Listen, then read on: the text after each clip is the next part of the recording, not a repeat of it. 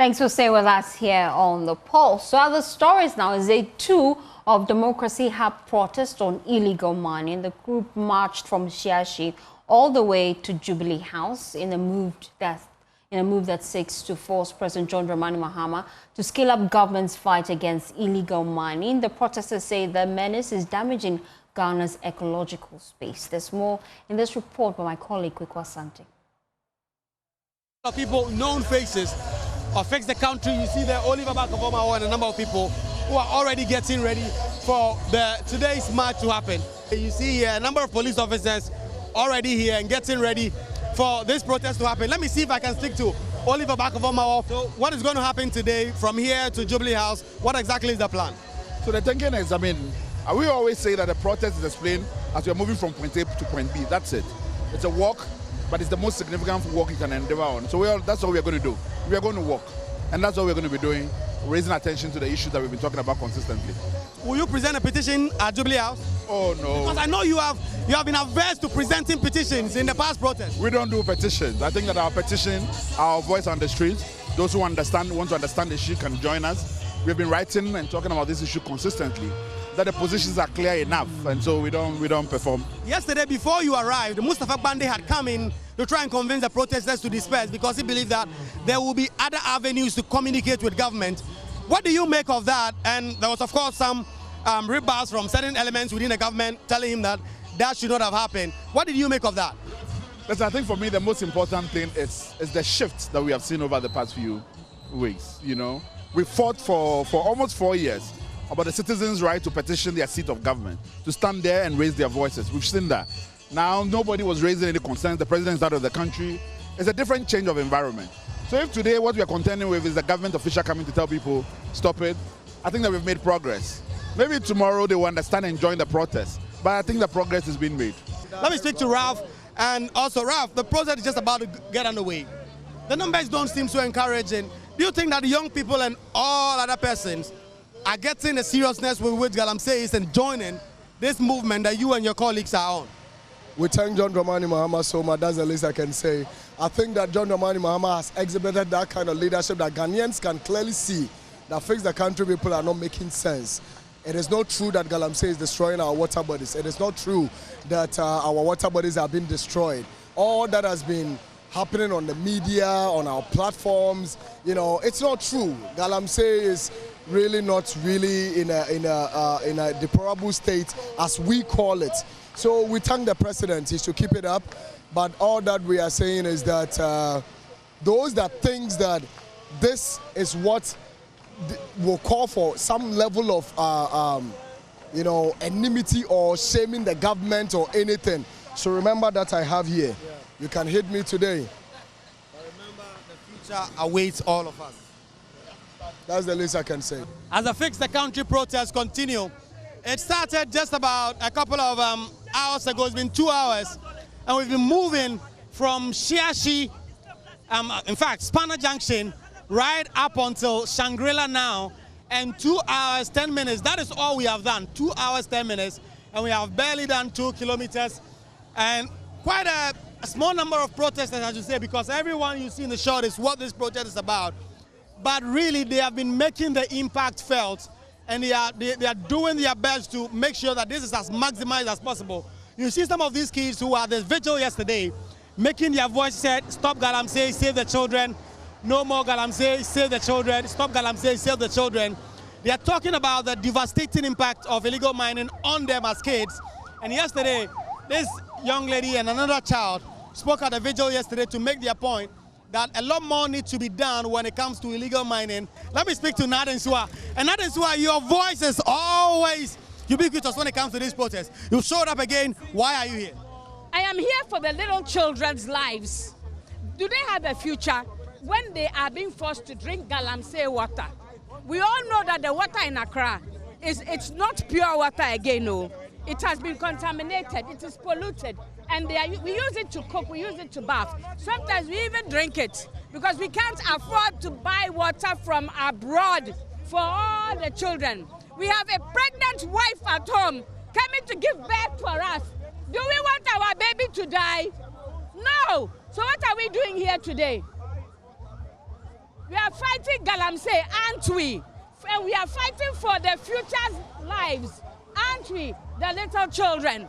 That's what we are here for. Me, I don't mind if I die, but their life has to be saved. And water is what?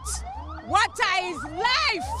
That is not what they're making her voice heard in terms of why she is here and why she believes that the government ought to do more. She says she's old. If she dies, that's bad enough, but that is fine.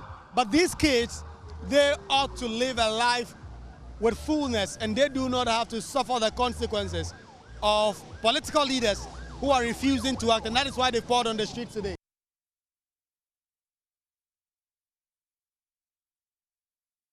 Well, that protest is still ongoing, and you can make your way there if you feel that you support the ideals. But peaceful assembly is a constitutional right and should be protected. Ghana's laws, along with human rights organizations like Amnesty International, have on several occasions called on the police and the courts to respect that right and to limit it only where strictly necessary, proportionate and lawful. But to what extent really are these calls heeded? Who is truly enforcing the protection of the protester and the protest? In our latest Hotline documentary, Protect the Protest, we spotlight protests in Ghana and examine how safe it is really to be a protester. Here are highlights. Because of democratization and the party politics, partisanship conflates public positioning on issues. And so it is either possible for a protest to be hijacked by the political opposition, or that a government can use partisanship as the excuse. And therefore, when they are dealing with protesters, they tend to deal with them as if they are dealing with political opponents. I also noticed that there were some unscrupulous persons that were planted amongst us to create some form of chaos and provocation so that the police would go out of character. You know, so when you get yourself in the positions where you are bought to be planted amongst well-meaning Ghanaians trying to fight for a better life for you, then you need to check yourself. One of the ways in which we've decided to purposefully mobilize is that we don't want leadership. And the reason why we don't want leadership is that if you look at past protests, those individuals that elect those protesters use that as a vehicle to project themselves into the status quo politics. But the absence of leadership does not mean the absence of structure. We have marshals that we are trained, that were reflectors, that police for us the protests, that ensure that the interaction between police and protesters do not happen. They are marching towards the Jubilee House, and it looks like there has been a standoff between them and the police. In 1995, when we organized the Kumbi demonstration, people died. They were killed. They were shot and killed by agents of the government then. Now, one of those who died was Ahunu Honga, a student, a young student. Now, today, I'm just imagining a situation where the family of Ahunu Honga is observing what is happening in our country today and realizes that some of the people who organized that demonstration are in government and are doing exactly what Ahunu Honga and others lost their lives, for. I mean, it's incredible. And I don't see how our politicians manage to walk about with their conscience intact.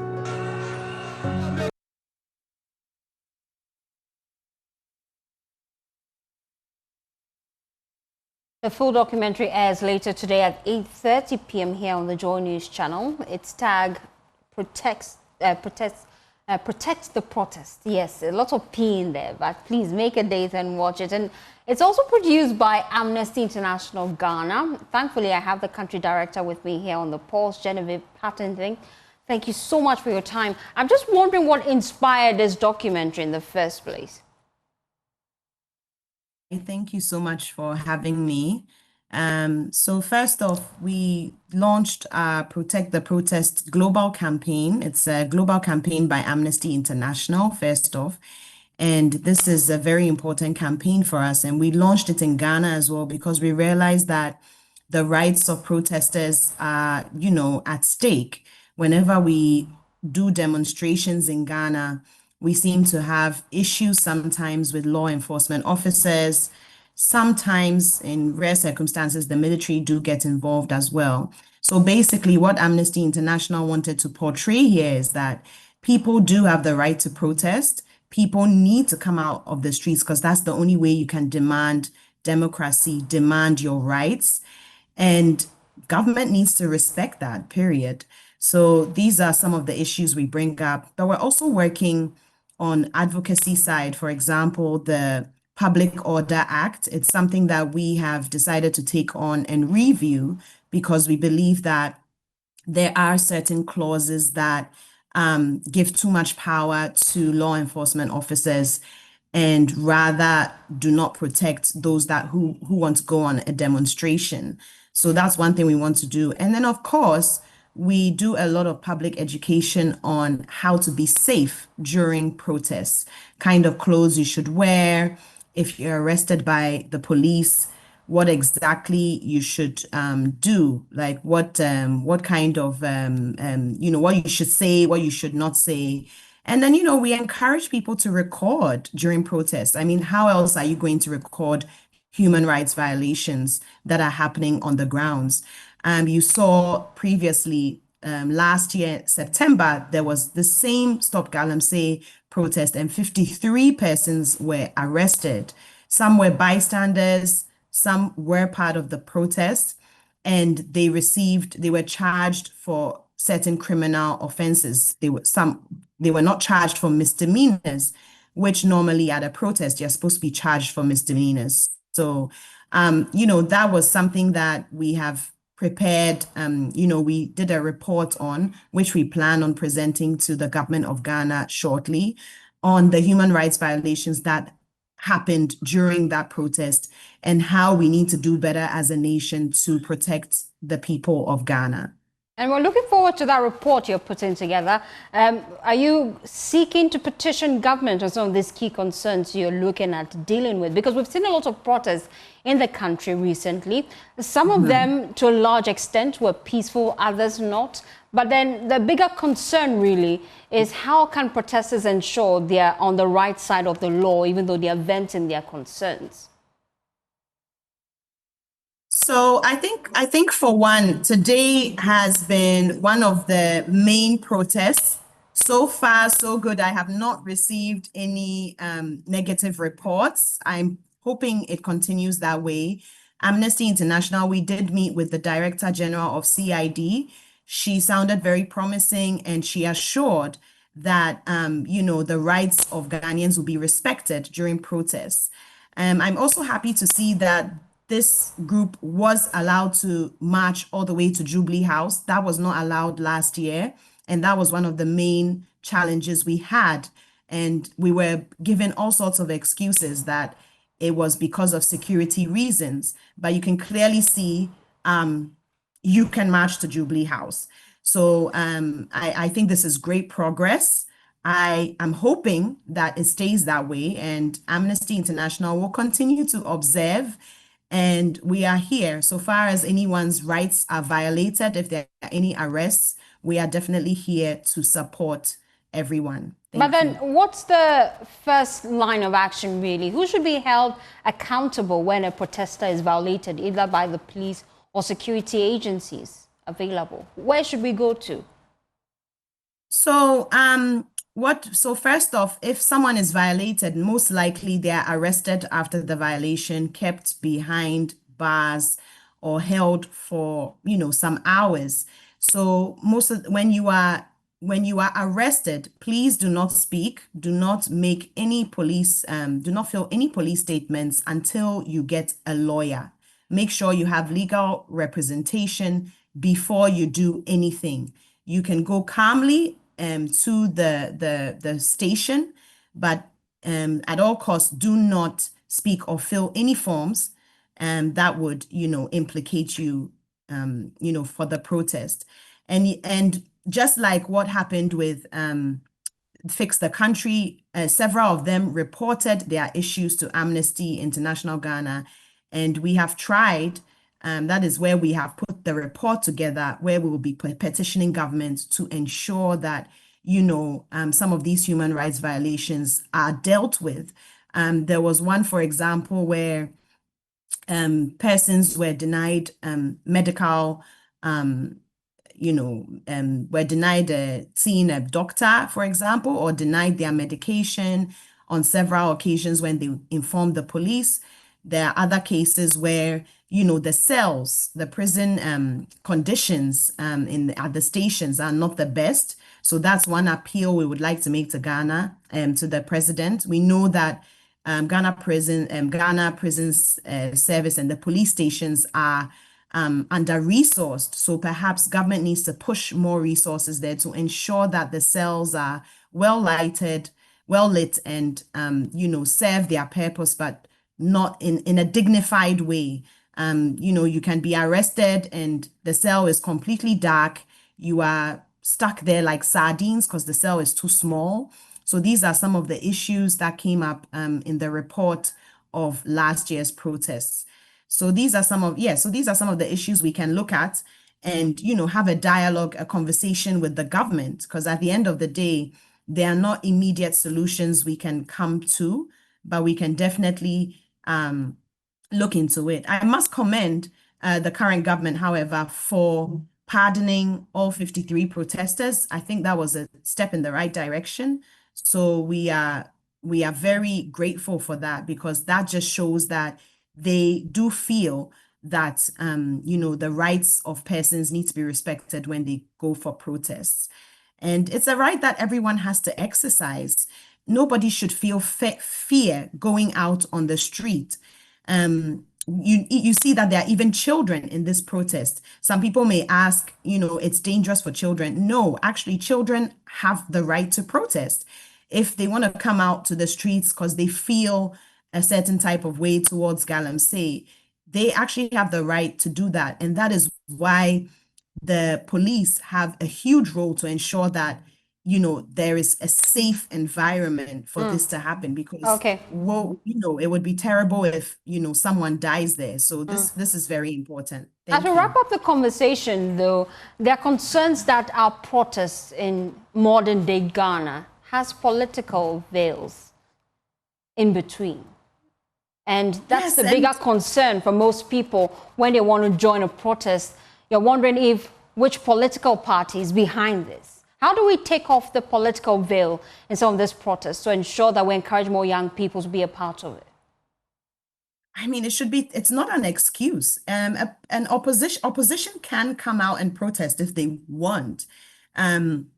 Sometimes what even happens during protests, you plan to have a peaceful protest and people come in who are, sort of plotted within that to disrupt the protest.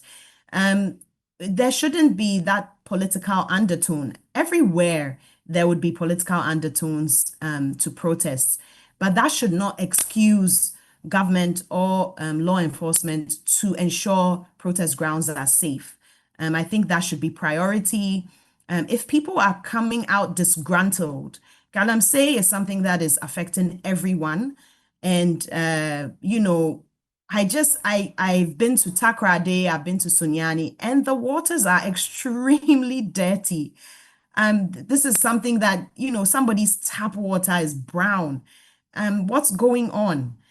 So if people want to come out and protest, I think people need to stop using political undertones as an excuse, really, to the main issue. Why are they coming out to protest? This is actually a real issue. Galamsey is a real issue. Illegal mining is a real issue. And the current government, just like previous government, has promised to do something about it. So if we want to see results, we're going to continue to come out on the streets and demand that something is done about this. Thank you so much for your time here on The Pulse. You can watch that full documentary as later today at 6:30 p.m. You're still watching The Pulse. We'll be back after this quick turn. Please stay with us.